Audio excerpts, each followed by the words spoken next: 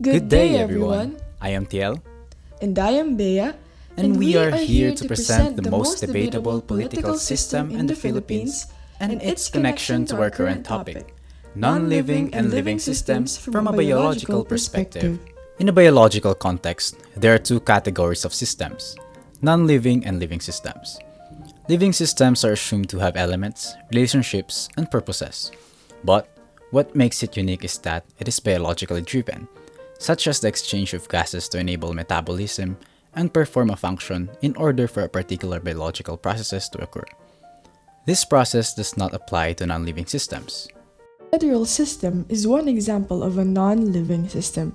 In this system, it is true that there is a biotic factor involved, which are humans.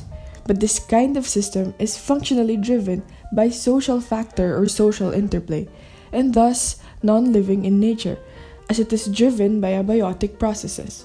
Therefore, the federal system is a man-made or non-living system. But what is the structure of this sought-after government system?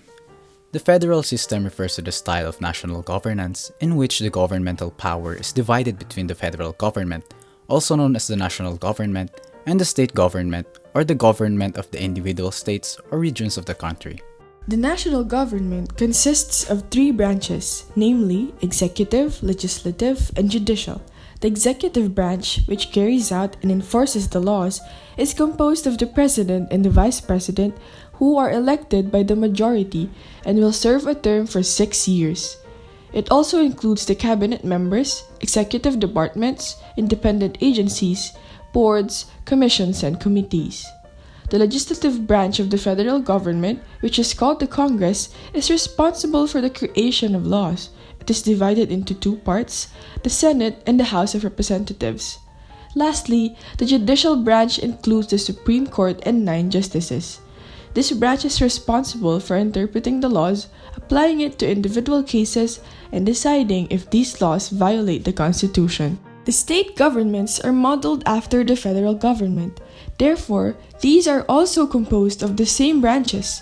However, their functions are more specific for local regions. The executive branch is led by the governor, who is elected by the people in the state.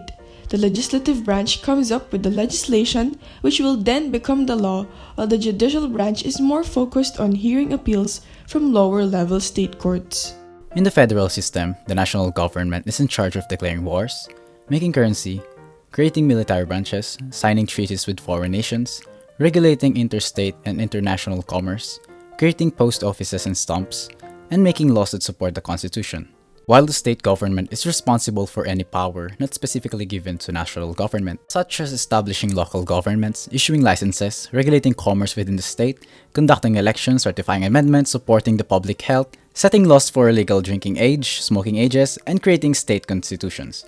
This explains how these two powers produce an effect that is different from each effect of each part, as they have different functions. While they have different functionalities, these two types of government also share some functions, such as building infrastructures, collecting taxes, creating banks, borrowing money, and condemning private property with reason. Furthermore, it was said that this kind of system would produce a good administration, as it has goals abbreviated by Duterte, which means power sharing.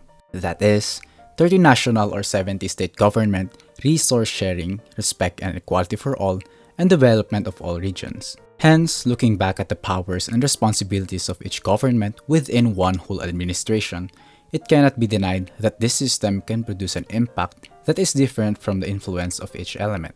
However, the powers that contribute to how a country will function can be changed over time, depending on who holds the power. There are circumstances that the effect changes over time due to how the power is used by both the government and the citizens. Will it have a positive effect or not? While it may seem that the powers are designed for the betterment of a country, states, or provinces, there is no certainty of what effects these may bring, which leads to us thinking that the effects are changing and will keep changing as time goes by. With federalism, a country will function despite the differences of groups in different parts of the country. It provides ways at which different groups are able to share power with common interests.